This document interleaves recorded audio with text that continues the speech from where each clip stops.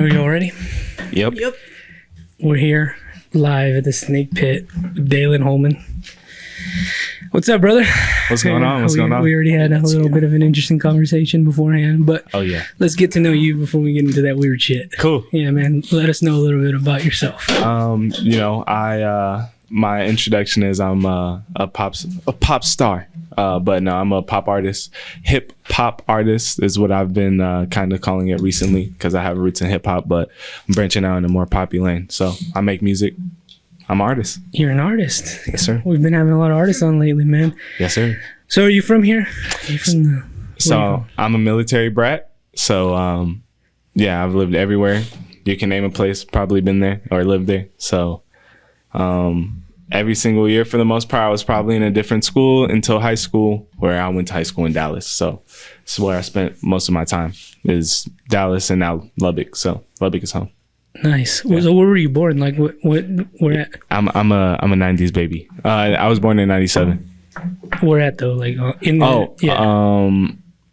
was born in Jacksonville, Florida, and I was there for about like a year.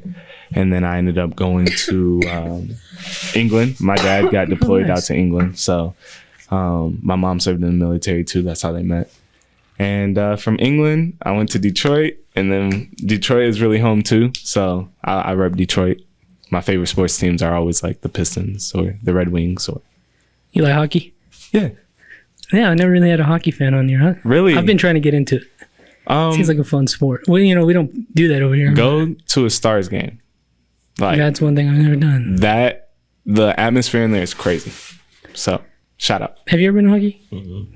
Oh, I lied. I went to the Cotton Kings once. I have a very vivid memory when I was really little going on like a school field trip to a Cotton Kings. I don't want to cap. I'm really like not the biggest hockey fan, but I just want to talk about it because we never get to talk about it. I root for my teams though in hockey for sure. And I like when the Sharks won.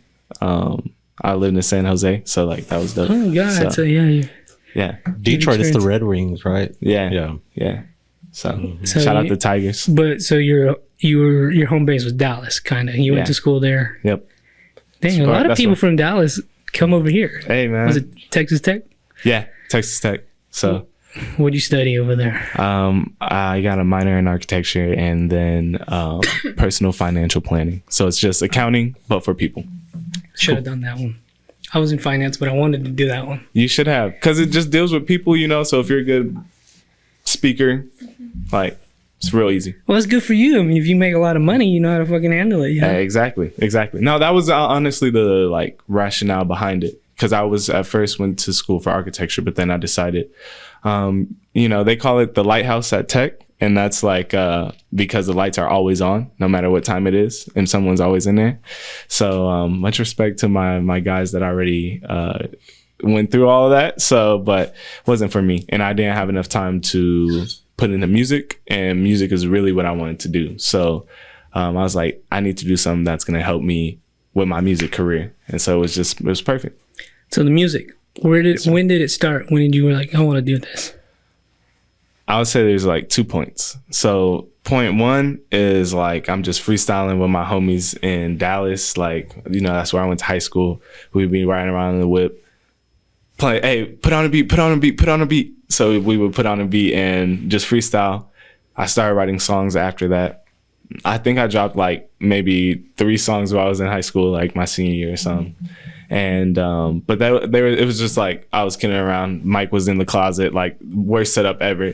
Not really anything serious. And then I would say my freshman year of college, that's when it kind of changed. And shout out my boy Cameron. His name is Cam. His rapper name is Cam. We started a duo named Gray Matter, and that was so dope. So around the time that we met, because we lived in the same dorm, so we met, both showed each other our music we had already made. From there, we then decided to like just start making songs together, and then it never stopped. Everybody always told us, we would drop solo stuff, and they would always tell us like, bro, this is fire, but the song where you have that guy in there is fire. And people would tell each of us that all the time. So we made a duo. And I think that's when I started taking it serious. And we had that going for I think about 3 years. and then we decided to both go solo.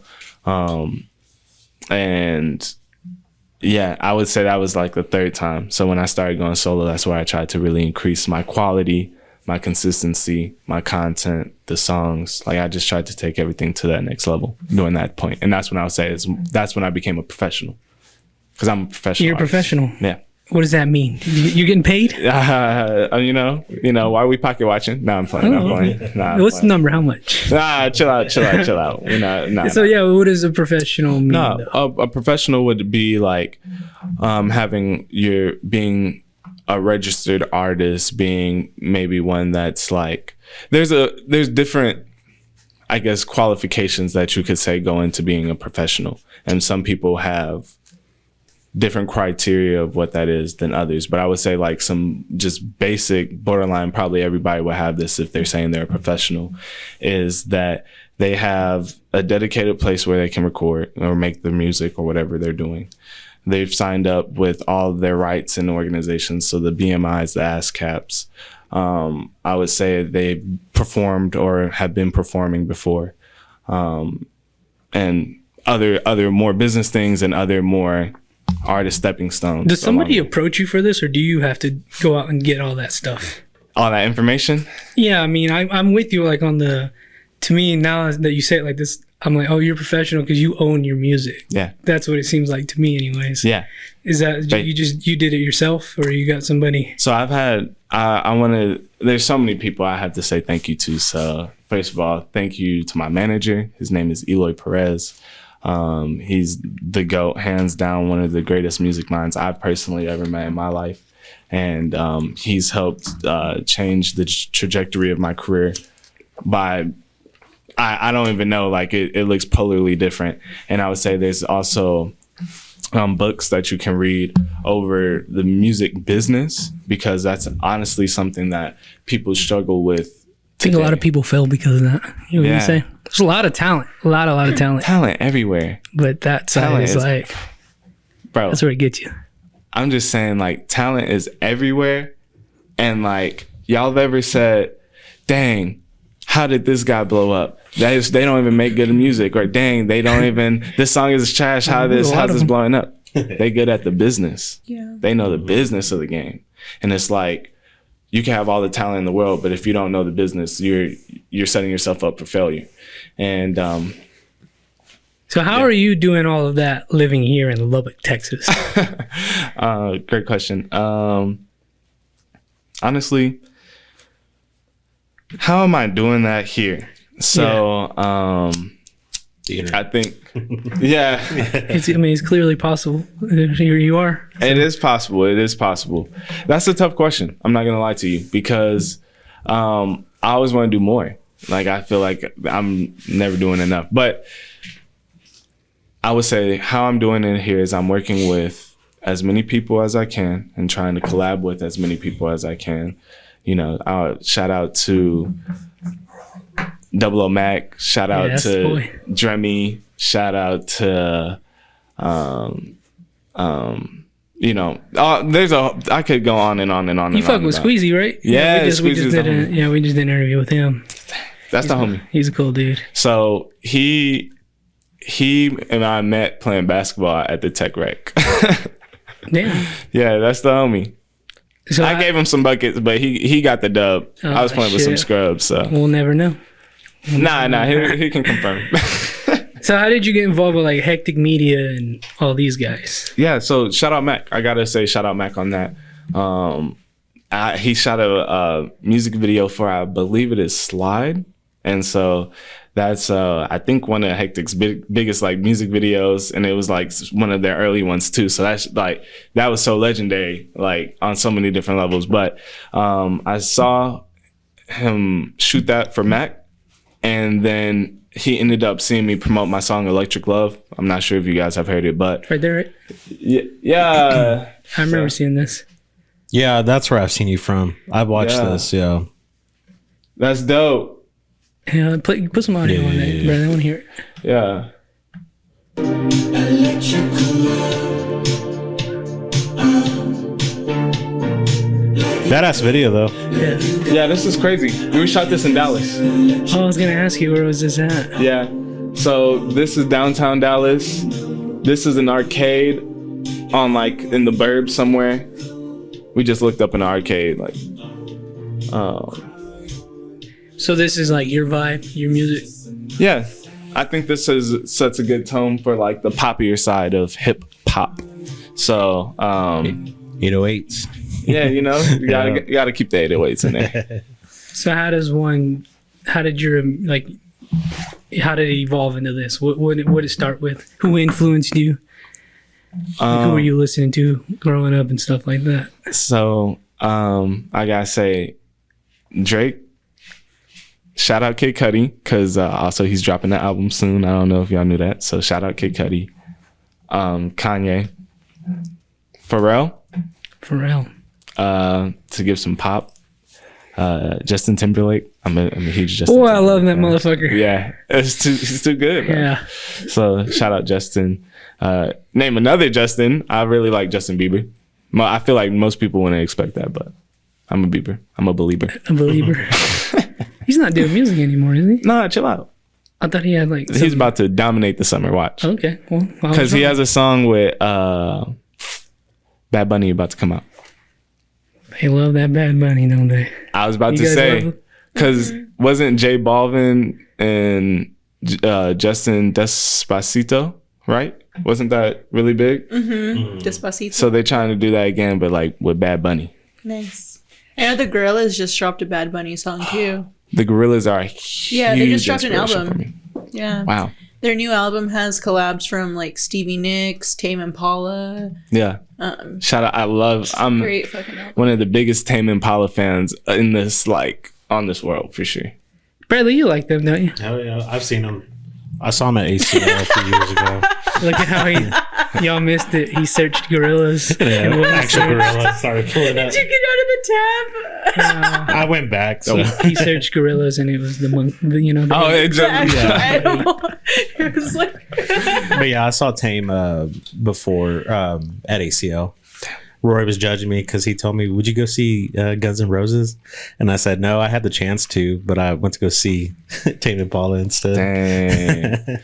Dang. All that's these tough. people you mentioned, other than Timberlake, big fan. Yeah. You know, I have to admit, I was like talking shit about him. Now, I'm starting that's to like cool. him. I like. Did I say Mac Miller? Did I say Mac Miller? No, you didn't. I love him too. Don't Mac Miller. This is why I started rapping. Mac Miller, Lil Wayne, Drake, Kanye. That's why I started rapping. Oof, that was That era, We're like the same age though. Like that era was Just- insane. crazy. Great for music. Great Yeah. for hip hop. Yeah, That helped get it to where it's at today, where it's one of the bigger genres. You know. Yeah, dude, Drake's like the biggest artist in the world. Do you like Drake? Or were you hating on Drake? Were you No. guys hating on Drake? I like his old stuff. I don't really yeah. listen to his new stuff. So If anybody hates Drake, they still have to admit there's at least 3 Drake songs on their phone that they like. can you pull up his albums? Because I for all the younger fans, one of my memories of buying CDs. I used to buy CDs, and the only 2 people's CDs I would buy was Drake and A$AP Rocky. And Hey. Drake's album, Nothing Was the Same. No, go down. What was the next one after that? Yeah, Shout out so ASAP. Nothing Was the Same was the last CD I bought, and I still have it. I remember, like I used to. Nothing was the same, dog. That was and I used to listen to it. I remember. I listen to that to this day. Yeah, I'll run that will up. too. So that whole era Go back up, would you please? was just so big. Take care, of course. Come on.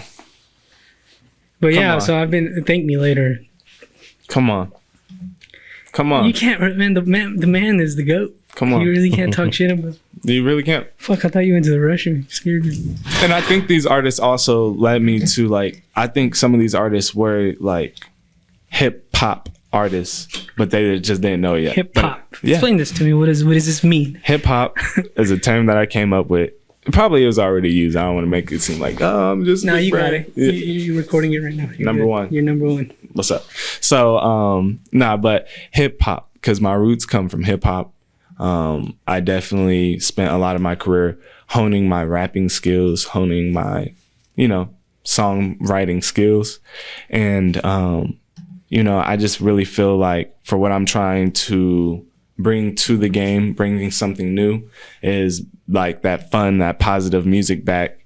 And I think like pop, you know, in a way it's a play on hip hop in the state. And like hip hop was like the top genre the last couple of years, like consumed. So it's like pop just means popular music, and hip hop is popular music right now. And so it's like I'm still making hip hop, but I wanted to be that middle ground where hip hop and pop meet, and you know, both markets kind of just, you know, can feel what's going on. So as a young artist in this game and where you're at right now, what's some of the most difficult things about doing this? I think that some of the most difficult parts of what we're doing, or what I'm doing, me and my team, is potentially just resources. So not resources of getting in contact with somebody, but like, let's say just being able to consistently put the money into it, and or have those plugs to get put into different positions, because like we are in Lubbock, and you know, Lubbock is not the hugest market for pop or hip hop. We have country, rock, roots, right? And so it's like, I think that a big challenge is partly location, but I think that there are steps being taken right now that are making this a thriving city for music. And I think that with the right infrastructure, we can definitely do something. Go into that real quick. What steps are being taken, man? Because that's how I feel. But about everything, not just this one particular genre. So I think that we have a lot of people who are committed to bringing quality, fun, good events, quality, good, fun music, quality. Like, I think that there is a consistency and quality across the board for art here in Lubbock. And that's not just music, and art in general. You know, the art trail is popping every month. So fun. And if it's a good day, like weather-wise, the art trail is going to be absolutely packed. Mm-hmm. And so, and shout out Cast Studios, for example. I'm pretty sure that they have those areas to live and turn into people's like workshops. Like, they're free to do essentially whatever they would like, whether that's music creation, painting, you name it. So I think Lubbock is an art hub. And fun fact, Elvis, Taylor Swift, I mean, the list of artists, especially in the 80s, goes on and on. Not that Taylor Swift in the 80s, but around the time of Elvis, this was one of the like hottest between LA and New York. This was the biggest location to be. Like, this was the biggest spot. Oh boy, do we hear it every week from Bradley telling us about this. I'm like, are y'all gonna make out? No, yeah, he always tells us. I'm just like, kidding. It's unbelievable, the artists that have come here. Like, I didn't know it was like a hub, though. I mean, he's kind of explained it. That's my point, though, is so respect, because like it is a hub, and it still is, but I don't think that we have the infrastructure built up for us to compete with those other areas. And I think that's something where that's where it's all of our responsibilities to continue trying to, you know, make those connections, communicate, network, and build something where we're able to make a change and create a larger platform for all artists here in Lubbock. Boy, oh boy. Yeah. I can't preach it enough. That's what we're trying to do. Yes, sir. Golly. And you guys are doing a great job. Like I said, like the recent shows have been amazing. You know, you guys have had a couple of artists on here. That does a lot for the Lubbock music scene. Just a platform for us to be able to talk. And so on behalf of everybody, like, thank you. And to anybody, any listeners, like you guys, I know would be willing to work with any artist. So my DMs are open. Hit them. Yeah, with what you were saying, like, you know, you had said that this is like great documentation of the Lubbock music scene. Yeah. That's something in the past that has never really been done right, especially like when music was big here in the 80s and so on. Selena came here. Yeah, like, come on, bro. Like, a lot of it's not documented. It just, people just at that time just did it and just had a good time in the moment, which nothing's wrong with it. But I still wish we got to see a lot of that. And I hopefully, like, from years from now, this is something we can look back on and be like, look how young we were, look how long we've come, since then. Yeah. And I think there's a lot of great stuff in motion, like the new by the Art Trail, the new theater that they just built, or The Buddy Holly Center? Yeah, the Buddy Holly Center. Like that was perfect. Wow, that's great. That's a big step. So it's like if we can keep consistently building up this infrastructure and making these connections, because I feel like there's so many diverse markets here in Lubbock, and I feel like everybody is good in their niche, and like that's cool and all, but we need to do some cross promoting, like, you know what I mean? Like to make sure that all these parties can get involved and we create something that is worth coming to, because we're in West Texas, right? So Lubbock is the big city in West Texas. All right, cool. Well, that means all the surrounding cities around us would come here if we're actually consistently holding quality events and we promote it as such and we cater to these diverse markets. Y'all hear that? Everything's important, all these events that are going on.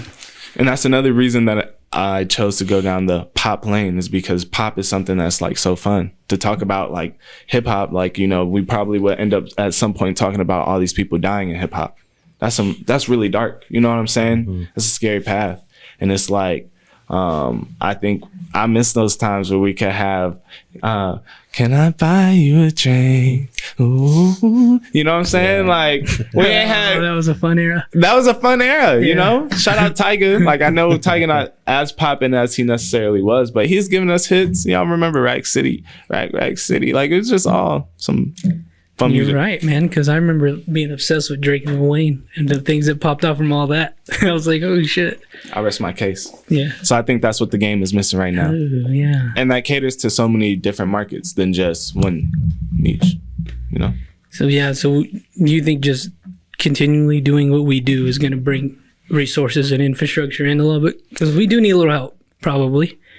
We need some grants. So the city needs to get some grants, and we actually do have like connections. Like these people are so reachable. All we have to do is talk to them. But if the city applies for it, the city is actually good, relatively good about going after things to help to improve the city and showcasing how important and showcasing this art that we have here in the city is going to help show them that there's value to what we bring. And if you invest in that, there's going to be so much growth that happens in the city from there.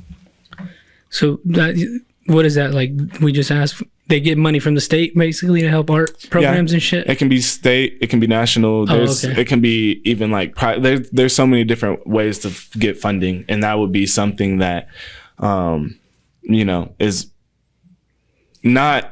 is easily accessible information. You have to know what you're looking for and the correct avenues to go about it. But you can do it. You can do it. Nice. So if you were given, a big grant, what would the first thing you would do? How would you help it? So for the city of Lubbock? Yeah, or just for hip hop artists in Lubbock. How about that? Okay, hip hop artists in Lubbock. What I would do is, depending on the grant size, I would probably try to connect with the tech radio station, partner with tech. I think I will partner with maybe some of the venues here, like Jake's is one of the really big venues here. Partner with the radio stations here, like the I can't think of the radio station here, but the hip hop station here. Me, I don't know what it is either. 88.1 maybe. 104.9. 104.9. The beat, right? Shout out. Have you worked with the tech radio?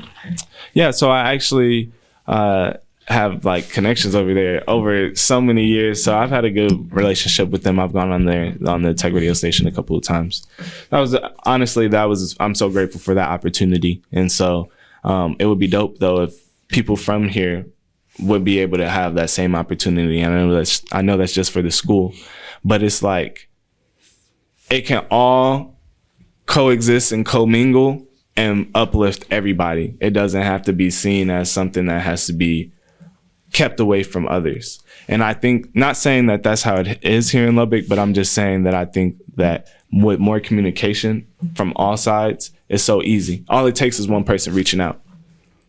and all of it can happen. So I would say that's the most important thing. So if I got a loan, I would do something like renovate Jake's and make sure that students that come there from tech, maybe we have the band, the Texas Tech band is insane. So it's like, maybe they come out and do something at Jake's before one of the games, or maybe there's like this, we just do something that involves them. We upgrade Jake's. We have all these other parties to help promote for them. And, we fill the bill accordingly. We start trying to get some of those bigger artists to come into town. And I mean, you talk to some of the bigger promoters in town, the club promoters potentially, and it just takes somebody to talk around and communicate with all parties. And my money would go into renovating a space, trying to gather a bigger crowd with the promotion from the parties, get a big artist to come, have the hottest local acts come perform underneath that, have that be something that's maybe like quarterly. Fuck, I don't even know if you need a grant. I think you can have that happen now. Yeah, facts. 806er, if you're listening. And and it's crazy because like I know that one festival that ended up not happening or whatever that case is, they actually received money for that.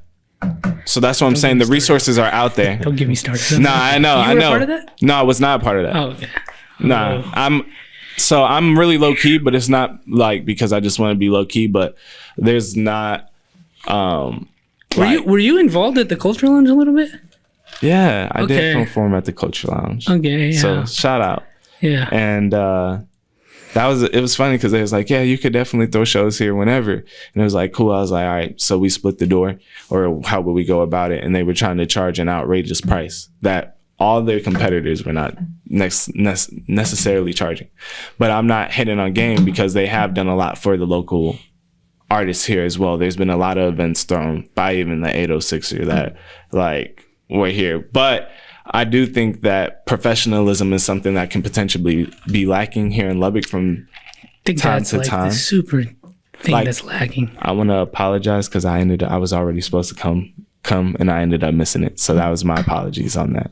Oh, that's right. I wasn't gonna say nothing. But yeah. Nah, I own up to when I'm wrong. Like, yeah, say sorry again. Do it again. I give people a second chance, but after that, I definitely understand. But it's like, still, that was unprofessional on my end. So, but I just started a new job, not to make excuses. So it was hard for me to get off. If I could speak on that, you were communicating with me. So I mean, some people don't even fucking respond. So yeah, at least you did that. Yeah, I wouldn't do you like that. But yeah, I think you're right that, and it sucks because not to go through old wounds or nothing, but when that festival, all that shit, I saw like the ugly side of all of this, and I was so put off by it for a long time, just till recently. I was like, I just can't. I'm still put off of that because that leaves a real stain on the Lubbock scene. And the Lubbock scene is so vibrant, so fun. And I think that's something that we can play into. Like, there's so much fashion stuff going on here. It's so much great art being made here. And fashion to me falls under art.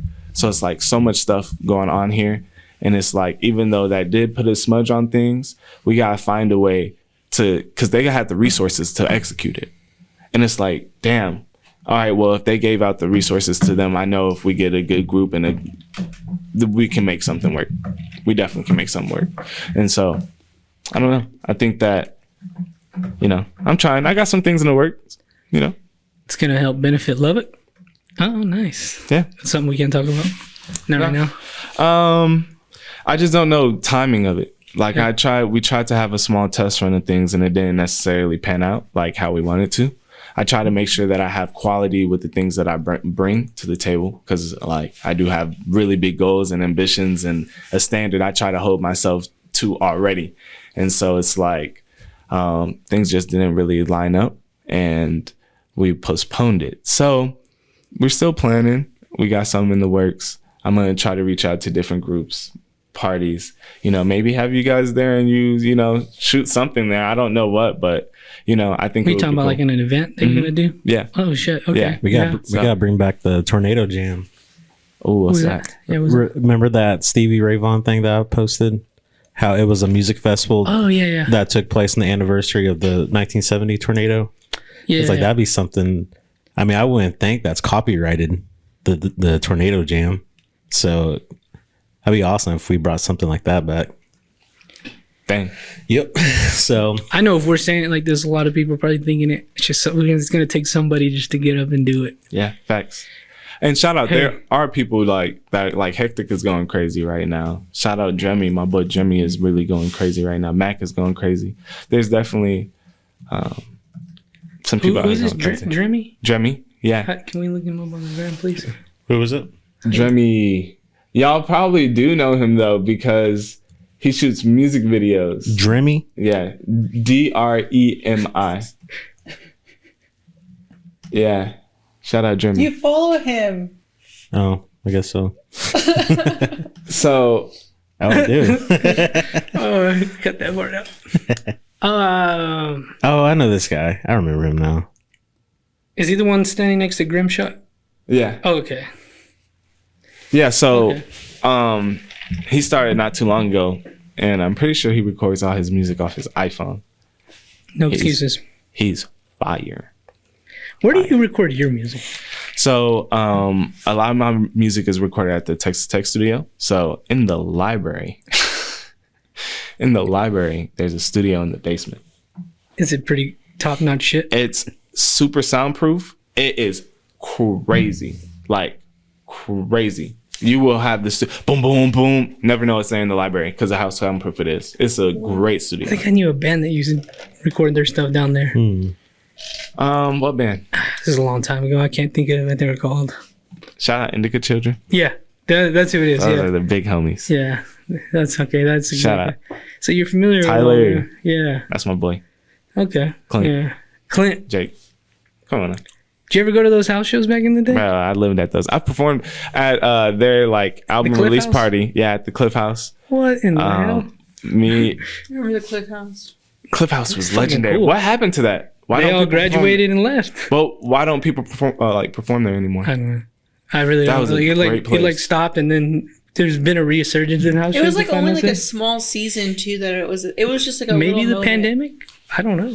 No, this was like way before. No, No, I they was at stopped Tech. way before for sure. I was at Tech when they were there.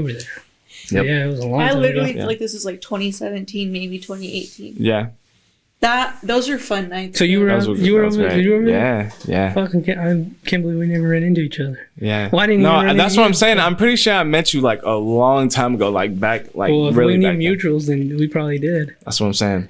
Because I would go kick it with them for sure. Shit. And you've always gone by Daylan Holman. have a different I name? feel like everybody in Lubbock low key calls me LJ. Not everybody, because I am like when I went to work, I got stopped. Hey, are you Daylan Holman? So shout out DJ Lucy. I bumped into DJ Lucy. Oh, Just yeah. recently talked to him. Damn. Yeah, so that's the homie. Like good people. He DJ'd for one of the events that I performed at. He killed it. Is it It's at the fine. Cultural? Yeah, I think it was. Yeah, it was at the Culture Lounge. Well, I'll be fucking damn. That's crazy. That seems like yesterday, but then it also seems like a long time ago. I can't explain it. Yeah. That was a weird time. Yeah. Oh, So. yeah, so you record down there? Yeah, Tech Studio. And then I've been to a couple of different studios from Dallas, Oklahoma, Nashville. I've been like, I'm going to take a trip to Nashville in April for like this like little music camp. And so basically it's a whole bunch of artists, videographers, art, like it's crazy. And they all come at this little convention center and we just cook. So whatever we want to make, beats, songs. How'd you get into that? Really my cousin, shout out Tufo, shout out Tufo. Shout out to you. Yeah, she ended up just being plugged into the Nashville scene. She's an artist as well. Dope as hell. Yeah, they just, when they threw the first one, I saw it all on the gram. Message my boy Jack, shout out Jack Vanoy. That he's the GOAT. But saw he was the one hosting it. Reached out to him. Yo, bro, that was so dope. I would love to be at the next one. Blah blah blah. Blah. Hit me back. Dope, bro. I would love to have you. I'll let you know when the next one comes out. So I had a show out in Alabama, and I ended up because my cousin was throwing an event there in Alabama. So I went and performed there in Huntsville, and Jack came from Nashville to Huntsville to come see the show. So I got to perform with a crazy lineup of acts that were just out of this world talented. Nice. And it was called the Hidden Gems Fest. So we are all hidden gems. And Dude, I think I talked to you after a house show here. Yeah. Because I was trying to get you on, and you were saying you were going there. Now I remember. yeah, that's right. That's right. And that's what. Because I looked at our messages and I was like, "Fuck!" I sent you a message a long time ago. Yeah. But I was just on the move. That's so cool though. So I tried to stay. You're going to do that in April, you said? Yeah, in April. So camp number 3. I went to camp 4. So I went to camp number 2. Now I'm about to go to number 4. It's a pretty good like networking over there. I worked with some crazy artists. Like shout out Wilder Brown, Brian Brown. Shout out Ron Bassi. Shout out. The list goes on and on. Shout out to all. Yeah, there's so many that I could name. My boy Carlin. So when you're here, what is your recording process like? If you can give out that information. Yeah, so I'm a writer, like first and foremost. So, do you want to know my overall process or my day-to-day process? I've been what's your day-to-day? Recently? Yeah, what's your day-to-day like? I like knowing that. So like, I would say the first thing I do is I probably have a folder of beats already sent to me from a couple of different producers. Like I've been trying to tap in and really network and build up my relationships with people. So I low-key probably have a pack on the computer. Pull that up, listen, and I'm freestyling. So that's, I guess, step 1 is. So is it like immediate sometimes? You're just like, boom, you already know what kind of you're going to say? No, because it's like the beat is really dictating like how I feel and what song I'm making. But then I also have however I'm feeling that day, what kind of beat I'm kind of listening for. So I'll kind of listen to what, like say I'm in a happy mood, right? So I want something more poppy. So as I'm listening to beats, I'm listening like, okay, is this the type of pop I want to make? Is this what the vibe is? And so I'll probably play like, let's say 5-10 beats or something like that. I'll get to beat 2 sometimes. Oh, okay, this is the one. Get to beat 8 sometimes. Oh, okay, this is the one. Find the beat, freestyle from there. I'm not necessarily saying words. So like I might hum a melody. Like play on the beat real quick. Yeah. No, I could definitely do that. No, but Mamacita just came out. So my new single Mamacita came out on Valentine's Day. So like it goes, Mamacita, who wouldn't wanna be ya? Yes, I know, you know, I know, you know, I know. So it's like I might go like,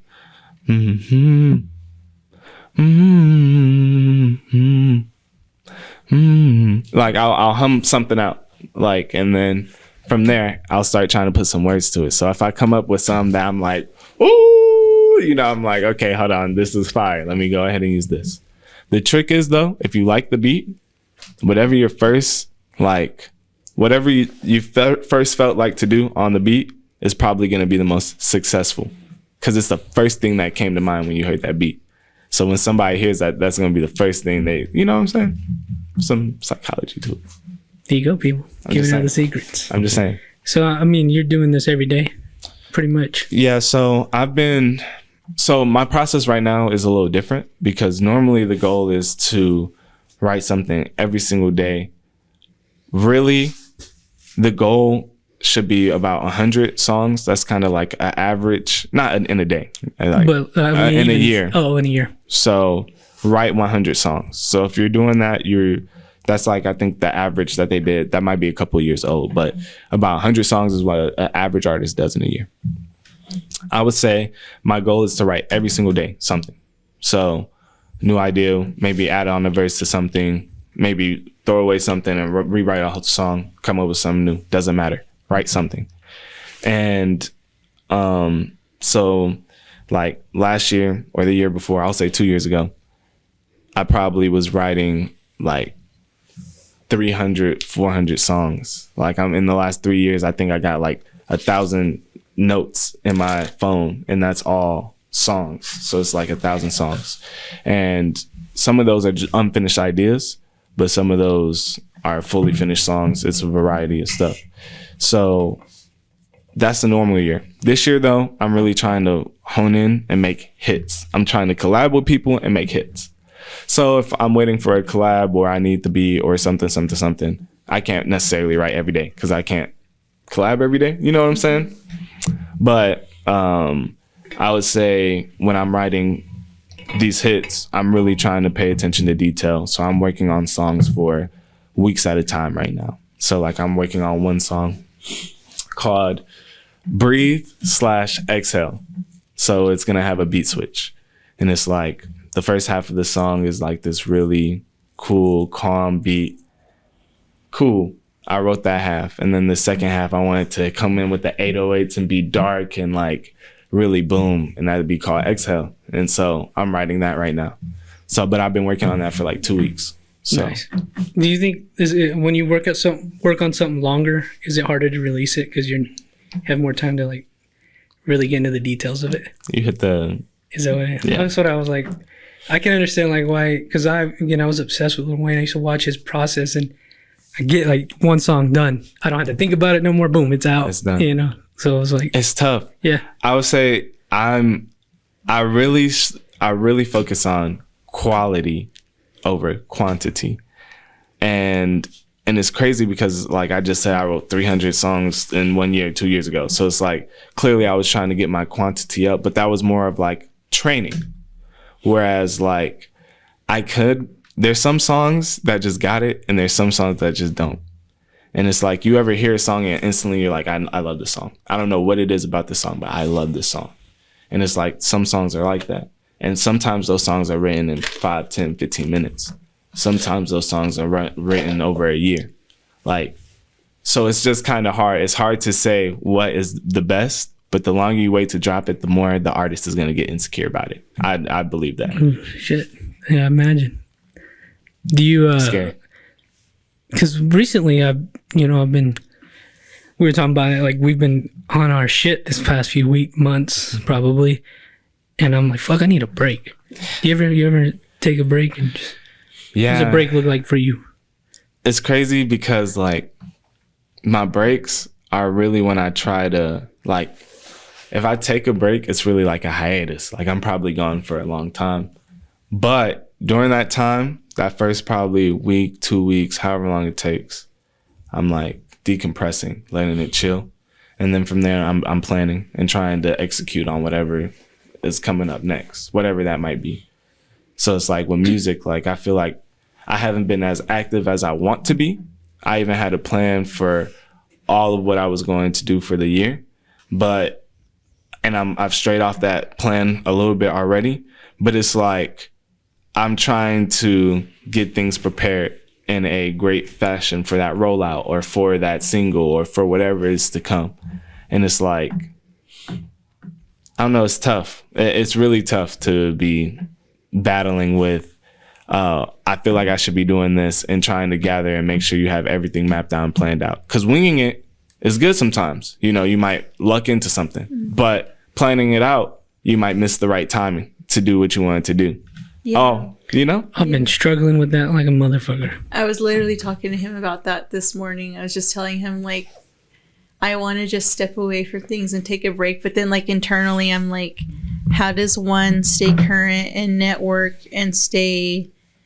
And I hate to say it like that, but that's just what this is, you know? Like, Gotta stay plugged in. it's business, you know, interacting and just pulling up and showing face and whatever. And it's just like, how does one keep doing that? But how does one take a break? You know what I mean? And it's just like, I think I've kind of come to try, because like I do hair as well. So it's like, even if I wanted to take a break, that is like social media suicide to do that, Yeah. you know, for like a hair page or a podcast page or whatever. So I feel like if I ever do that, I'd have to just physically pull away, but just still be completely present online. Okay. And that is, there's multiple routes to go about it. Yeah. And I think that's a great route, you know, to stay present as you can on socials, because socials are such a big part of our life. Yeah. I would say never feel burdened with any choice. Yeah. And, you know, because like, there's like a saying or something like that where if you like disappear for 3 months and you work the hardest you can to prepare for whatever you're going to do, when you come back after that 3 months, you're going to absolutely kill it and knock it out the park.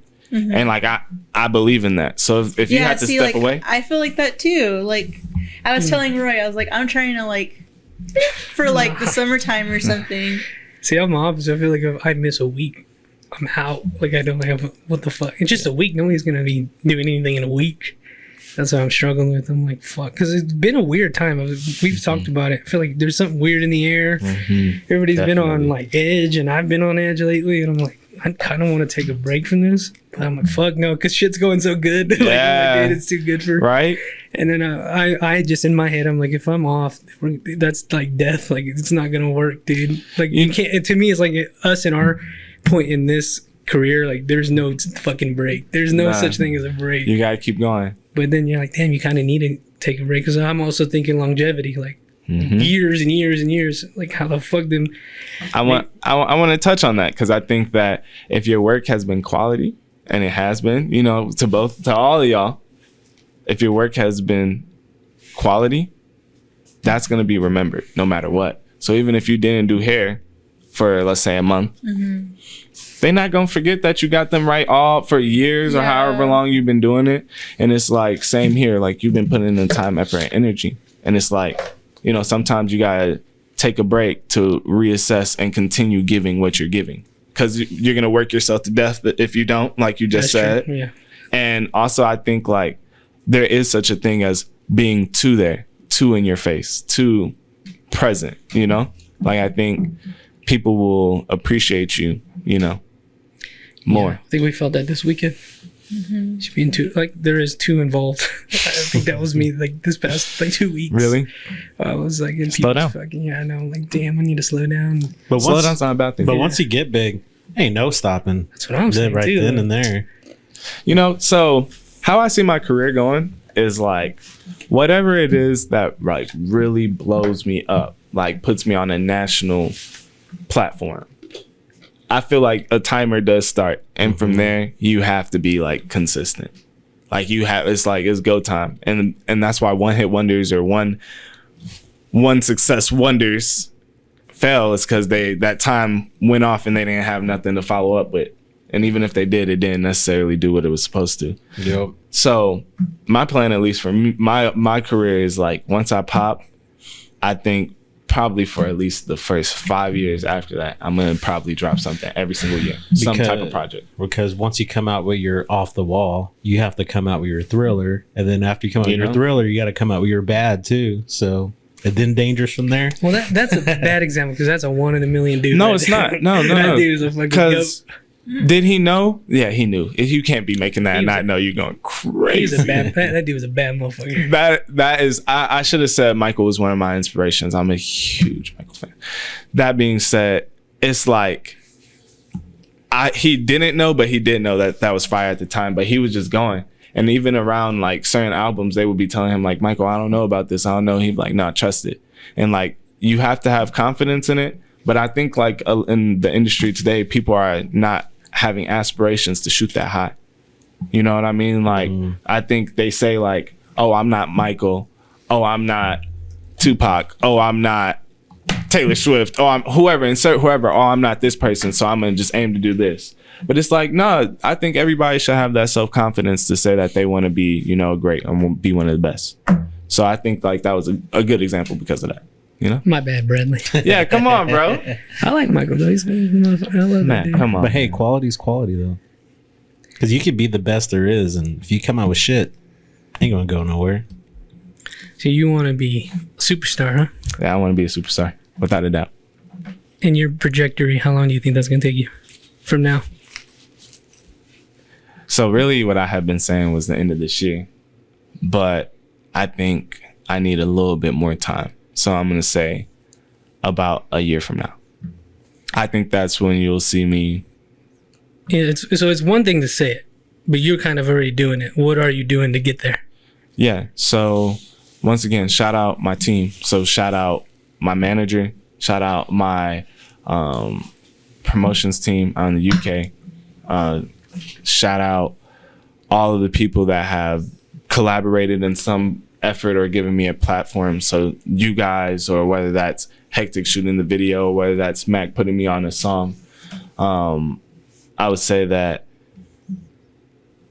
you know, those connections are helping me get to where I want to be. But to get to that future a year from now, I would say, depending on these people and continuing to network, coming out with, and I mean some fire music. Like I have to deliver like some top notch music. Like, you know, when you guys know the memes where it's like your friend shows you a song and the dude starts crying. He's like, "We're not gonna make it out the hood because the song is trash." Like, nah, that's not the time for that. I gotta come with some heat, you know. I gotta come with what's gonna get us out this, you know. So, oh yeah, I love it. Come with some heat, and I think that navigating the business. So, like, shout out my lawyer, you know. Shout out Mayor Payne, you know what I'm saying. So, he actually helped me with Trey Payne. Yeah. Oh, shout out to him. I love him. Yeah, he's awesome. So, he had my support for sure. But he, why did I even bring him up? You were saying your lawyer. What did he do?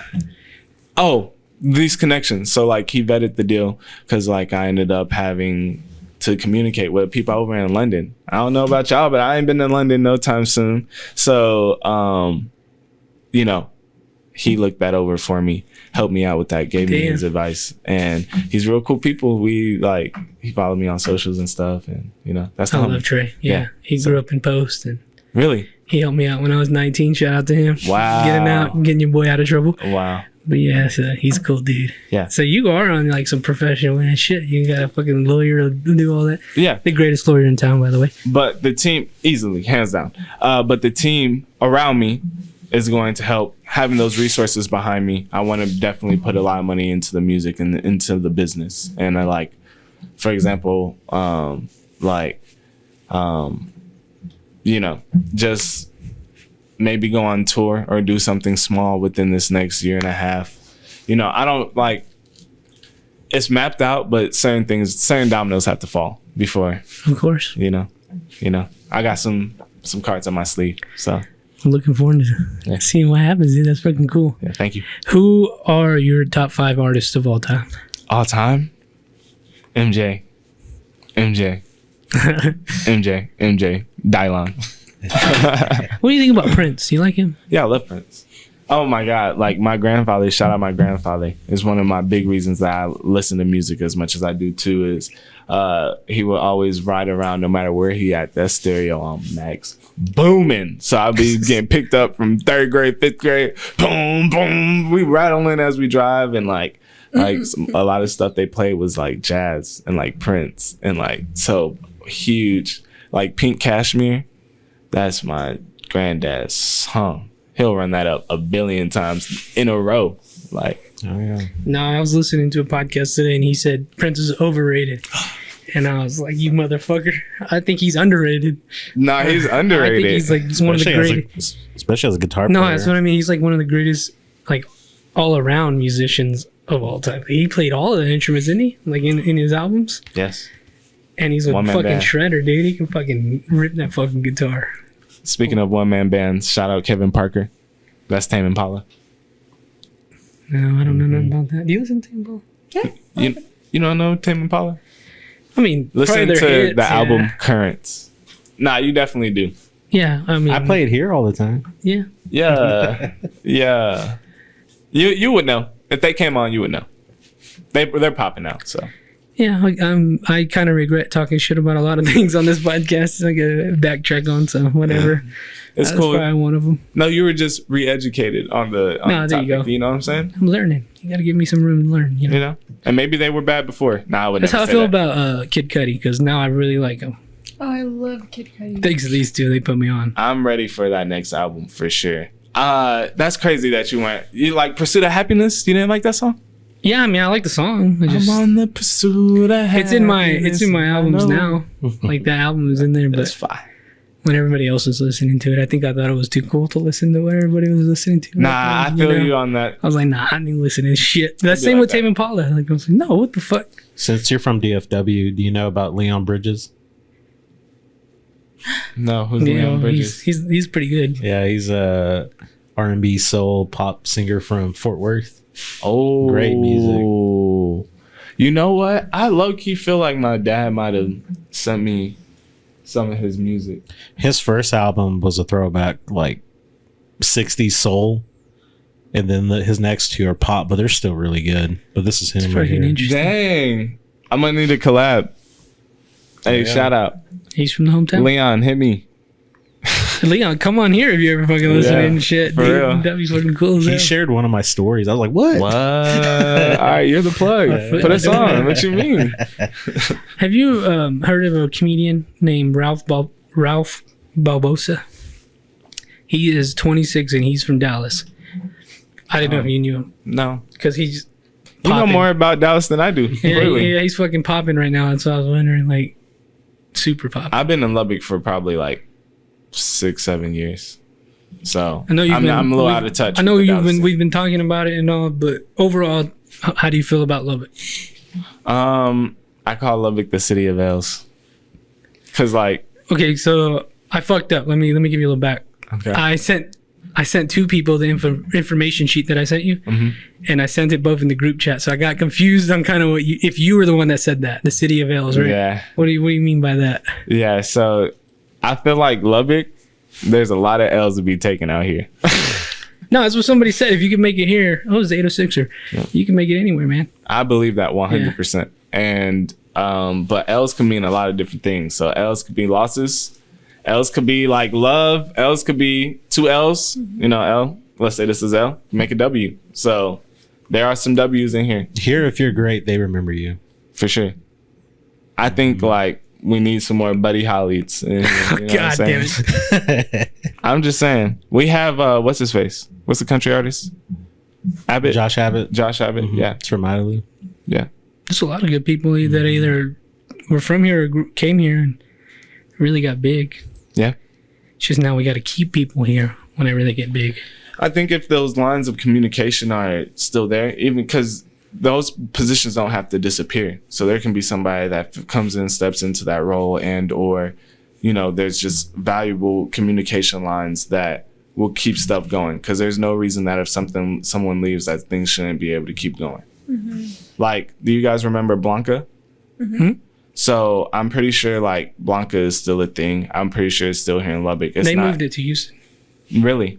Part of it, I don't know if they're still Well, some here. I know exactly the original creators did, but I'm pretty sure one of them or they did have somebody still here. So it is still around, I believe, here in Lubbock in some capacity. Yeah, they were doing cool shit back then. They were. And so it's like, and they've been trying to do some stuff here recently and they have thrown some stuff, I guess. But I just was bringing them up to say like you said, it moved to Houston and it's still here in existence in some capacity. So it's like, who's to say that it can't, you know, be as big as it was or bigger or et cetera, et cetera. So I think that, you know, lines of communication are key. Being professional is key, Clip it. We need to. Yeah, there you go. you know? It'll be interesting. Do you plan on staying here for a little bit? Yeah. Till I get my money right, and then nah. You know what I'm saying? Then I'm Same. out. But Same. wait Just kidding. I'm just kidding. 806. This is home. Nah, 806 is home for sure. I've lived here. This is the longest place I've lived in my life. Nice. So it's like this is home to me, and that's why I really do care deeply about seeing things get better and that infrastructure being built here. I'm not saying that we can be Atlanta or New York or LA, but I think that we can be one of those destinations. We can be a Denver. We can be not to just be naming random places. I know these places have bigger populations, but we have all of the surrounding West Texas that would be coming here if somebody big came. Like if you think we don't got a space for a Drake, I'm gonna just break up Drake though. But if Drake came to Lubbock, you don't think people from all around the West Texas would come? Fucking good luck getting in that.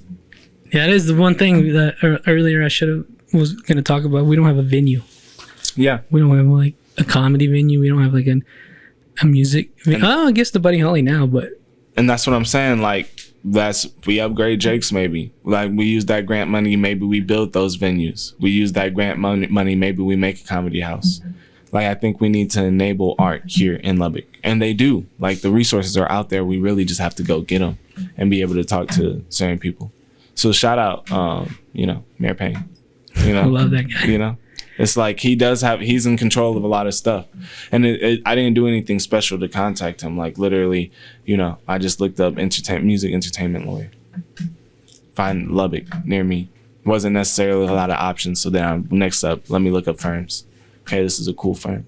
Let me call them. They'll get you out of trouble, man. We need a Stubbs barbecue again. Something like that. Fuck. Yeah. Resources are abundant if you know how to find them. And I feel like that is a key that a lot of artists are missing. There's so much stuff out there for us to help us. And it's like, we just got to know to look or know where to look for it. And Google is our friend. I'll say that a million times over. Google is our friend. You know, it's a tool. And if you know how to use that tool, you can go super far. I'll be damned. There you go, people. Chin, this is your favorite part of this segment of the Snake Pit now. If you want to ask him, it's gonna get spooky in here. Do you believe in ghosts? Oh. Do you believe in the paranormal? Yes. Have you ever had an experience? You know, I want to say I haven't had an experience, but there's this real crazy. Or you can also just tell us a spooky story. Nah, I'm gonna tell this story. Okay. But maybe it's all cap. Maybe it really did happen. Maybe it was a dream. Maybe it was a nightmare. Okay. Right? Nah, but it was when I lived in Minnesota. I live in Rochester, and so like I was probably in like the 4th grade, and so it's like I got sleep paralysis, but I'm like almost 100% sure it wasn't sleep paralysis. So how my room was set up, like say this table, my room was like in a rectangle, just like this table. So my bed is against this wall. The door is where you're sitting. There's a window out to the front yard, like right across from the door. So my bed's here, door right there. So I open my eyes, and there's this bright flashing light coming through the window. So at first, because I was asleep, I thought it was just like there was a light right outside the thing. So it normally shines pretty bright. Like the light could come in. It wasn't that bright. I would go to sleep with it, but it was like it would still come in. So at first I thought it was there, but it like illuminated the whole room. And then a figure was standing over my bed. Super skinny, long ass head. I don't know why that was just funny, but it just had a long ass head. It's a fucking alien, man. It's wild that people see the same shit when it comes to sleep paralysis. Like, why is it? Mine's never light. It's always dark. I always see a dark figure. Never a light. Well, I couldn't see him. Okay, so I should have said it illuminated the thing, then the figure appeared and it's like the lights went off, and then it was a dark figure. Okay. And then like I'm so scared. I'm sweating bullets. I'm scared like no other right now, right? And so I remember like I just couldn't really move, and then it's like I blinked and he was gone from the room, but it was still like scary. Because I'll catch myself like having it, but I know not to open my eyes. Like I now have gotten to the point where I don't open my eyes when I do feel it coming. That's real. Yeah, because I don't know if I do that. Maybe I just naturally do that now too. But it's wild how people do. It's always a figure. I don't know what that is. So, nah, I got some ideas on what that is. What do you think it was? Y'all about to get me canceled. Nah, I'm playing. Nah, like, have you guys heard of like I know when people take like DMT and stuff, I've never taken none of this stuff, but these are actually real. So I was a research assistant up at Tech. And so like my professor that I was doing research with, we actually talked about this case. I forgot the name of the case, but it is a legitimate case. So it was out at a festival. The scientist was there and he was studying what was like what was going on there. Mm-hmm. You know what? This was also in the Joe Rogan and what's his name? Damn, what's his name? His friend Alex Jones. It was actually in one of the Joe Rogan, Alex Jones things, but Joe Rogan always stealing my ideas. Jesus, tough. Nah, but Alex Jones was talking about it because it is a real study. But the scientist that was observing everybody took DMT or some type of psychedelic. And so out of the tree line, some elves came out of there. So the elves that ended up coming out of there we're talking to people. So if you're on a psychedelic, that's all just your brain chemistry changing, right? Well, that means whatever you're seeing, no one else around you will be able to see. No, all these people are actually interacting with whatever had came out and was actually speaking, and everybody was hearing all of the same thing. And this is documented. Yeah. So, hey, maybe these like I haven't heard about the elves before. Yeah, you heard about those? Oof. So I've seen some shit. Yeah, that's the man to talk to now. Really? I have no experience with none of this. I just know that because of the scientific aspect of it, that this was something that was studied. And they are actually trying to map the DMT realm or something like that. Like, that's something scientists are actually trying to do. At that festival thing, were they all given knowingly, or did they? Yeah, it was knowingly. Okay. It was knowingly. Like, you know. Oh, shit. Fuck. So you think that's what you saw? No. Well, I'm just saying, like, that is just some type of evidence of there being things that we cannot see or interact with. And if anybody here is religious, like I'm religious, so like I believe in God. I believe that there is a God, and it's like we can't see him, but it's like we all, like, or I shouldn't say we all, but a majority of the population on Earth feel him, right? So how can we just throw that all away? And it's like, I just think there's just stuff around us that we don't see, that we can't interact with for whatever reason. Man. Oogie spooky. Yeah. Now I'm thinking about it. Y'all saw the UFO stuff recently? Oh, fuck yeah. We talk about it all the time. This. We were talking about you this think it's earlier. fake? I do now. I think they're trying to mask the media with something. Hold on. I keep fucking seeing that light again. I'm not gonna lie to you, man. Which light? I saw it again. The ghost? Yeah, I saw that light again. I knew we were gonna talk about it. What do you mean? We'll talk about it. Don't get me haunted in here. I'll we'll leave talk right about now. it at the end of the podcast. But I I'll fucking run saw up that outta here. motherfucker again. I think that I'll run up out of here. I think the balloons. Ghost, you better get with them because I ain't the one. I'm blessed up. Hold on. Sorry. I think I don't know what's going on, Ghost. I think the balloons are hiding something, or all this shit. I don't think UFOs are real because they wouldn't be Getting shot down? They couldn't shoot a fucking UFO down. I was about to That's say, a if something could distraction. travel here It's a distraction. from light years away, you think they can't dodge a little missile? Yeah, I don't know what the hell's going on. But I hate saying like it's fake. Like maybe it's just some China drones or something like that. No, dude, I don't know, man. No? Where did they get the technology to do that? You know? But is that so crazy? Because what are the drones quote unquote doing? Or are these unidentified UAPs? objects? Yeah. What are Unidentified And you know aerial what? Like, phenomenon. what if this is just like a normal thing in the military? Is always like shooting shit down like that, but they're trying to distract us. So they're like just revealing that they're shooting this shit down, and we just think it's like just like some new information. I mean, it could. You know what I mean? I'm with Like- that. If Like they're if- gonna be like to distract us to like, here's this, and it's yeah, crazy. I'm with that, but you can't shoot these things down. Like that's like Well, that's what I'm saying. Like, y'all know about the Tic Tac UFO? Yeah. So it's like they weren't even able to shoot that down, like, because it was doing all that crazy stuff. We don't got video of what these other craft were doing. So this really could be some, or maybe we do it. I just haven't seen it personally. So you I'm want to hear an interesting theory I actually heard today? Yeah, what's up? The hollow Earth theory. Oh, God. So the North Pole is an entrance and the South Pole is an exit for some sort of civilization that lives inside the Earth, and that's what the Tic Tacs are. They come from Antarctica and the South Pole. You know, this is Okay. Nobody's allowed to go to Antarctica, so we don't know what the hell's over there. I'm going to bring some scientific facts to this. Okay, let's hear it. But that's not to discredit anything you said. The Earth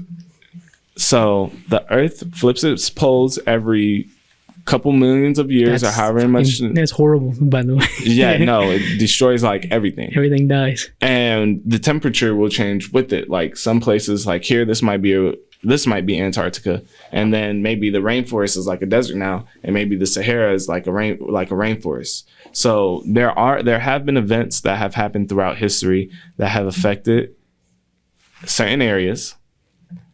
There is a belief, or it's one of the continents. So there was a civilization there, and y'all know the Arctic land bridge where they said Native Americans crossed over. Well, potentially even before that, maybe Antarctica was like a more lush place where civilization could have been had. So maybe when they came over, even if there was a land bridge, or even if at some point there could have been people that came from Antarctica to find these other places, and yeah, I heard The Native Americans. there was these guys on Rogan talking about like ancient catastrophes, and the spooky thing about like the poles shifting is it takes 6 days of hell. that's crazy. Like the earth is scorched for 6 days. There's not, everything dies, and then on the seventh day, it's like a Bible fucking story. Yeah. 6 days, and then on the seventh he rests. Yeah. That's And they crazy. say it could happen very soon, but what is soon in terms of like Our life, Earth? It's like 1,000 years, Yeah. 10,000 years, even then. But we are, I think, overdue. And they say it's starting to move really quickly. And the core, when the core fucking shifted or whatever, who knows, dude? You want to hear a hot take? So Y'all trying to get me canceled today? Chill You're out. gonna cancel yourself. I don't know what you're Nah, talking about. all right. They made me do it. I didn't come up with any of this. It was all staged. No, I'm playing. But nah. Global warming, obviously, our impact as humans on the planet is bad. So I'm not even debating that. The Ohio stuff that has been happening, the stuff that just happened in Houston, there's a lot of bad that we do to our planet. Nuking empty parts of the ocean and islands. Like we do tons We've done of bad. things to this earth, yes. That is terrible. Global warming, though, we don't know that much information over the earth. Like, we don't know if this has been the hottest, and we know it hasn't been the hottest because we know during dinosaur times it was way hotter. That's why stuff was bigger. Yeah. So it's like the earth is changing, and we have a big impact on that. But No, man. They say that the earth was going to heat up anyways. That's what I'm saying. So that was my whole... I never mentioned it on here, but I'm like, yeah, we should take it seriously. We should take care of the earth, yes, and all of that. Definitely.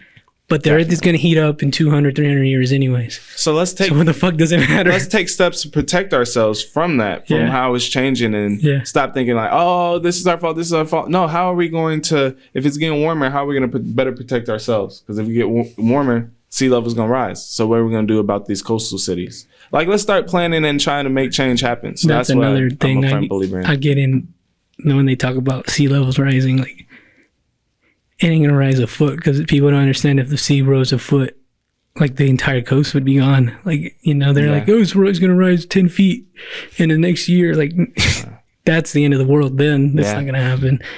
But all this, You don't think the world can? yeah, any day.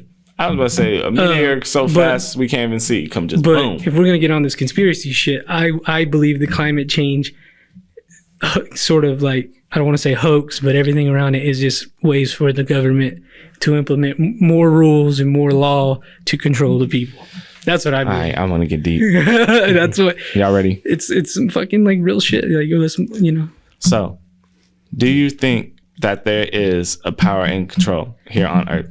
So I'll say everybody knows the Illuminati, right? So it's like, all right, do you think there's I'm not saying literally the Illuminati, but do you think there's like a group like that is running things? yes, but I don't know if it's one group or many groups fighting over, because you can't. You get fucking people in a room and they can't agree on one goddamn thing. So, yeah, there's people in charge, but it's like, who are the people? And sometimes I think like they want you to think it's the Rothschilds and these Illuminati groups because they're the Yeah. ones behind that. They don't want to be seen, Yeah. So, yeah. No, facts. And Definitely. like there's a lot of literature over the US government being getting fed laws and things of that nature from corporations. So it's like, you can then say like maybe, and obviously the president does a lot. So I don't want to insinuate that they don't, or that they don't have control, but they are really a face. And there are things that they are giving from other parties and other outside groups. Yeah, big tech and big pharma. They Yeah. make the fucking rules. Yeah. And a NRA. Like, yeah. I don't want to speak against them because they'll really cancel us. Yeah. That's why I've never really go against them. I believe in all the amendments. That includes the second. So, No, man. shout out. That Woody Harrelson shit was pretty crazy. What he did on Yeah, SNL. he's fucking crazy. What? Oh, So he went on SNL and he did he did his monologue, but he was like saying this thing about, I'm kind of like the hippie cowboy. The red in me says you could own guns, and the blue in me says, do whatever you want. And he says something about doing this movie, and he's like, in this script, it's about all the big drug cartels in the world get together and they buy up all the media. And what they do is like they get everyone sick, and then they tell the people, in order to get out into the world, you got to take like their medicine. And then he played it off like, but I threw the script away. It was pretty stupid. He pretty much was talking shit about big pharma without openly doing it. But it was kind of weird how because he's on live TV. He's like an OG liberal. Yeah. Like that's what liberal was. Well, it's interesting, like, to, I guess, touch on that. It's interesting how these companies have an impact on our government. And I always like posing the question, so I'll pose it to y'all. But if these powers are really in B, who's to say they're not being right? That they're not trying to do the right thing? Like, I'm playing devil's advocate. I don't know. What is the right thing? Exactly. The right thing for them? It could be. For the world? And what you're just It could talking be for about? the world. You're just talking about like big pharma and all that. Not necessarily big pharma. On the big pharma aspect, it's they have lobbied so much time and time again against any stricter laws, and have set it up to where America, we don't really treat the cause of our issues, we treat symptoms. And like that puts people on more medication and things of that nature. So it's like they are lobbying to make sure that we keep treating symptoms and not actual causes. Yeah. I mean, you know, not to get into that, but I am going to get in. Like they make it seem bad to live like a very healthy lifestyle. Look at the way they treat people who push that lifestyle. They call them misogynist, toxic masculinity. Like I get what because it's just too weird. Because like I do see like this, I do follow some scientists. I understand like these mRNA technologies are fucking revolutionary, gonna change people's lives for good. But then I see what you're saying. Like you go to the doctor, their first thing is like, let's put you on a pill. Yeah. Not let's get healthy. Let's get off social media. Let's go outside. And all that stuff is so important. Yeah. Like, and then when you push important. that, like if I were to do that on the pod, they would look at him. He's bad. Like, you know, that's like, what are you? Which is crazy. It is fucking, that's what gets me. That's that crazy. makes me scared actually. But that's why like it's so important when we use these platforms, you know, to, even if we're not necessarily talking about topics like this, be promoting things that do help with this. Like physical fitness is something that's really big for me. Like I love playing basketball. I love working out. I love being in the gym.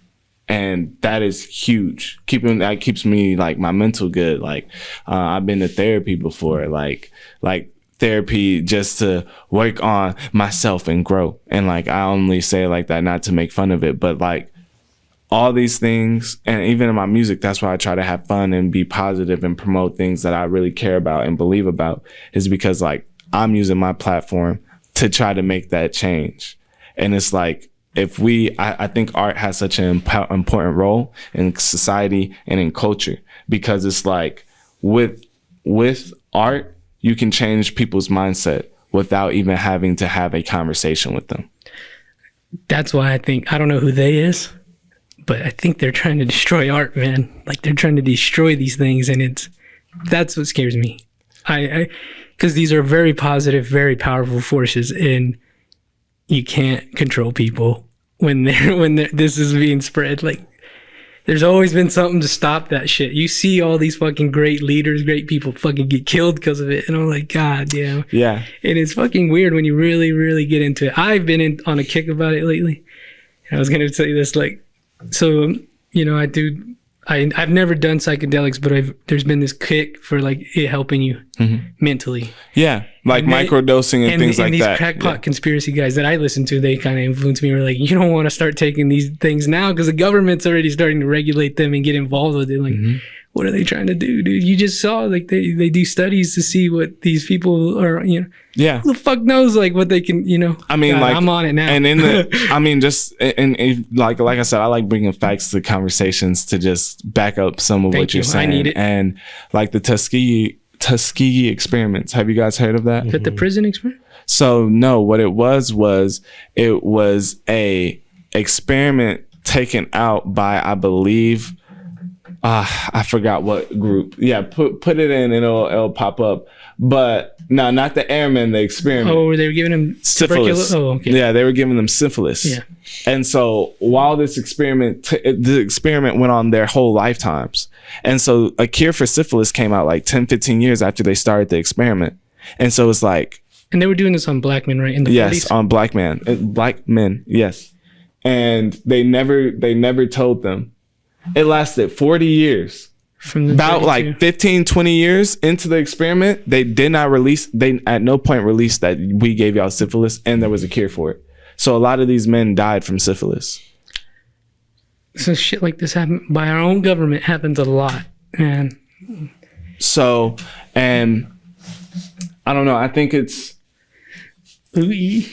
you know, when you say like they're coming at us and trying to destroy art and destroy, like this is something that is harming your population.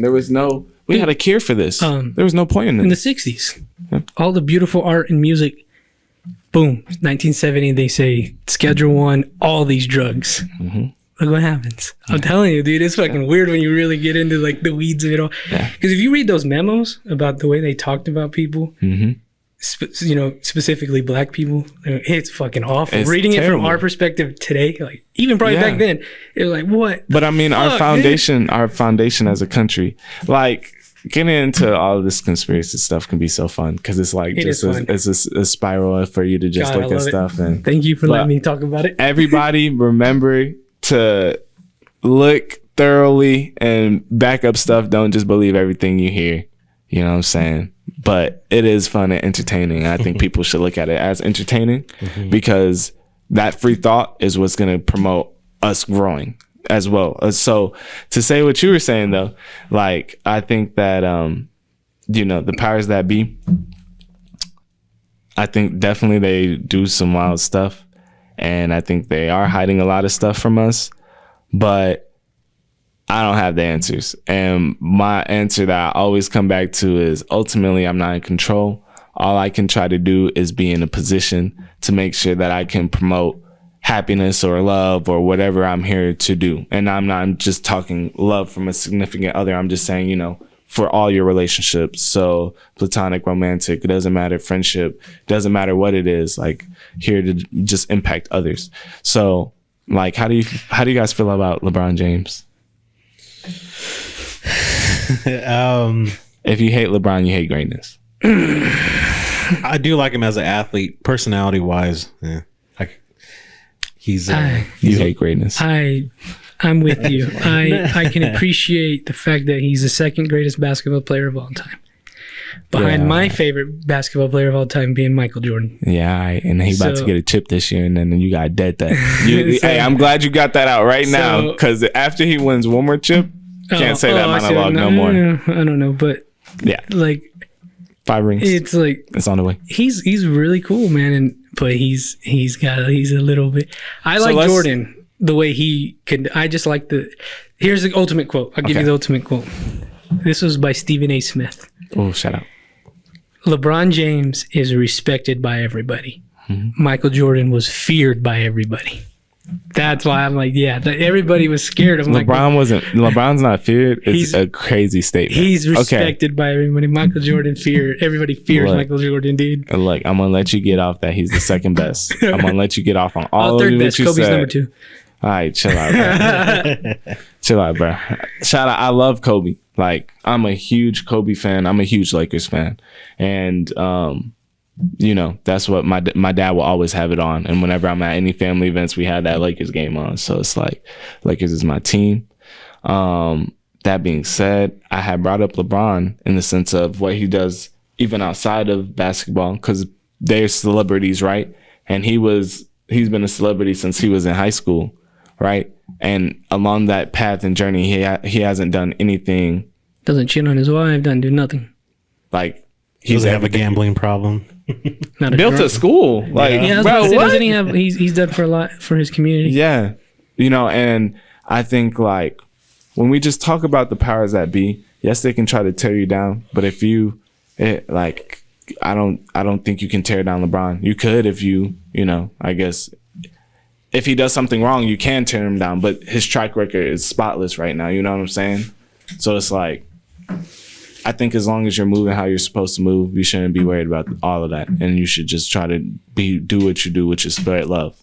And LeBron do that for sure. What do you think would happen if LeBron started speaking out against the government, though? That'd be crazy. And like Pfizer and China and all these. What do you think would happen? You about to have me say some crazy stuff. Like, that's why I'm like, they going Jeffrey Epstein, LeBron. Yeah, that's what happens. That's what my point was. That's what happens. Is that what happened with Kobe? Not a firm believer in standing up for what's right. And like my mom would always tell me growing up, Daylan, you always see things in black or white. You always see things in black or white. So I really am like a right is right, wrong is wrong type of person. But I will say, like, I think everybody got their role. And I'm not going to try to put myself in that position to get off. Because I think the message that I spread is in support and is in unison. But I'm trying to be aware, because when a Black Lives Matter gets a leader, that leader would have got killed. Like, I'm a firm believer in that. I mean, the Black Panthers, you know, they killed. So it's like there's a track record of people. MLK was killed. Like, did y'all know MLK was not actually shot and killed at that hotel? He was smothered to death. He survived that shooting and was smothered to death in his hospital. I've heard that a lot too. I knew they were trying. I didn't learn that in school. You know, they sent him a letter and told him, like, you got to kill yourself or we're gonna do something to you. Yeah, because there's like a photo of him like awake in the hospital. Yes, exactly. So it's like, I think in theory, that's why the Black Lives Matter thing was really intelligent, because there was no leader. It was a mob, essentially, right? And so it's like that.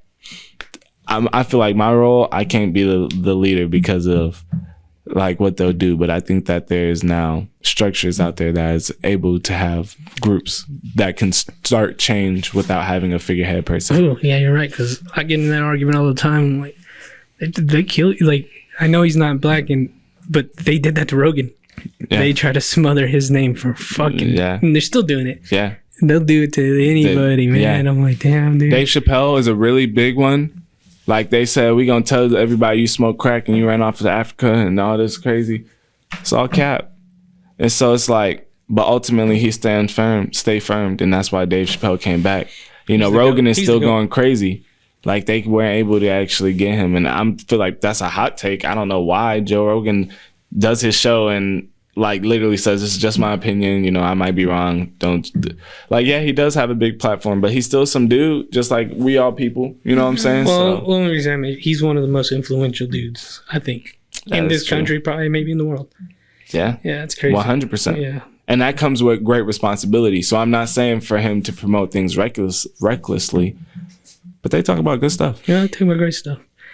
So I respect that you're taking, like, you're gonna, you know, your lane. And me, I just want to, like, I wish we lived in an ideal world where we can speak freely and do these things without somebody trying to, you know, corrupt it. It's tough. Or maybe is that just a human thing? We just all become corruptible if we ever get that big, you know? So I want to flip your question and ask, do you think that there will ever be a time period where we won't have these issues? We pick a new government, or there's some new country and they just get government perfect, so we all get it. Do you think there's any scenarios where we can, you know, racism isn't a thing no more? Like, it's just gone. Like, we've gone past, maybe evolved. I think we become aliens at that point. We eliminate all of that. But if it's still us, are we not still humans? Yeah. We just can't, we all have to look the same and do the same and be the same. You know, Elon making the brain thing, Neuralink. I'm just saying, you don't think stuff like that would change stuff? Yeah. Because a lot of this stuff comes from ignorance. Yeah. If I not saying I would get it. I don't think I would get it. I wouldn't either. I don't think I could do it. But give me like the 10th generation maybe, but no. After 10 years of nothing crazy has happened to nobody, I'll get it. Yeah, some people say that it's not going to be around until another 100, 200 years, so maybe we'll be all right. All right, cool. If I don't got to worry about it, it's cool. But I'm just saying, a lot of racism and things like that come from ignorance. So it's like, if you got a brain chip with Google in your head, Oh, I just thought something you don't incorrect. think that people would still try to there would be like, I got it. The people who get it first be like, we're way better than y'all because we're, only the fucking elite are gonna be able to get it first. Like they're gonna still. I don't know. I just think that there is a definitely a push to divide us, and I think that will always be there. So I think like, do y'all have iPhones? Yeah. All right, there it is. There it is. That's what I've heard. That Rich people had iPhones first. Not really. They were sold to everybody. It was something that was accessible. Yeah. But still only wealthier people compared to someone who might not have like any money to spend on a phone. Yeah, of course they didn't have iPhones. Yeah, we talked about this last week. Because for years everyone talks about the chip being inserted or whatever. I was like, hell, this is our chip. Yeah. Like, It already is. Yeah, we're all already it is moving from in our palm to in our body. Yeah. You know what I'm saying? I think that I definitely think that we will probably have some type of cyber sum with us at some point, but I don't know when that is, and I don't know if that's good because, like you said, does that make us still human? I don't know. I think there's a lot of hackers are a problem. Imagine if your brain got hacked. Yeah, that's my problem. That would be crazy. Does AI scare you? Okay, I want to get into that, but I want to tell the joke quick. Okay. Imagine like, your eyes, and then it's just like all those ads on the computer so you can't see shit because you got so many ads because you got hacked. You go crazy. Man. Yeah, no, you would lose your mind. Squeezy came on and talked to us about AI, the good of AI. Oh, dude. What do you like? Because he's like a web designer.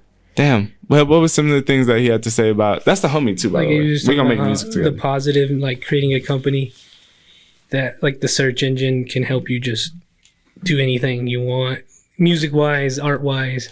You just type it in like, this is what basically That like a search engine, like an technology art is here. search engine. Chat GPT. Yeah, he was talking about. All but my artists, y'all should use that.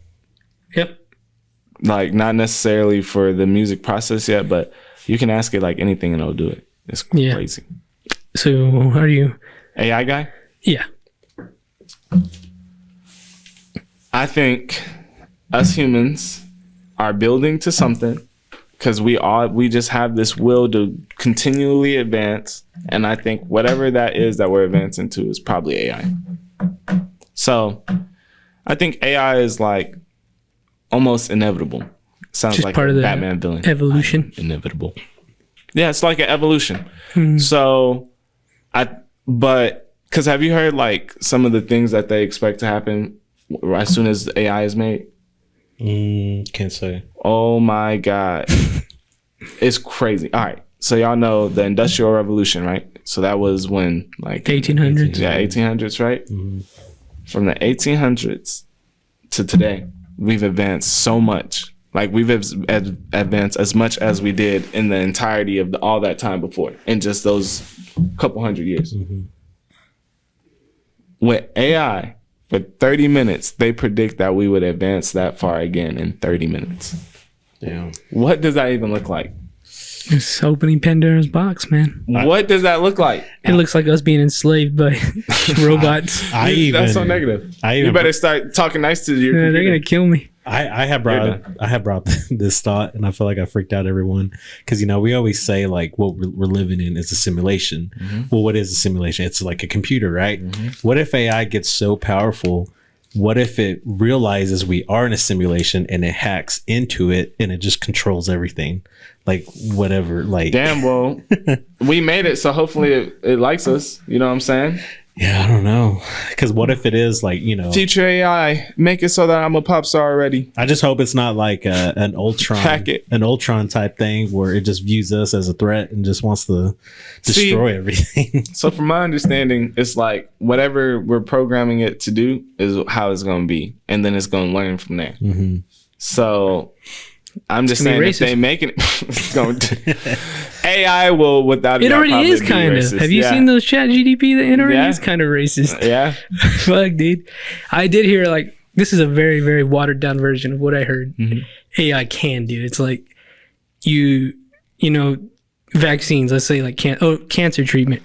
It takes a long time to figure out cancer. With AI, you could probably run it through that for like 10 minutes. And it's figured. And you got pretty much a cure to all diseases. That's a good thing. But do you know what that means?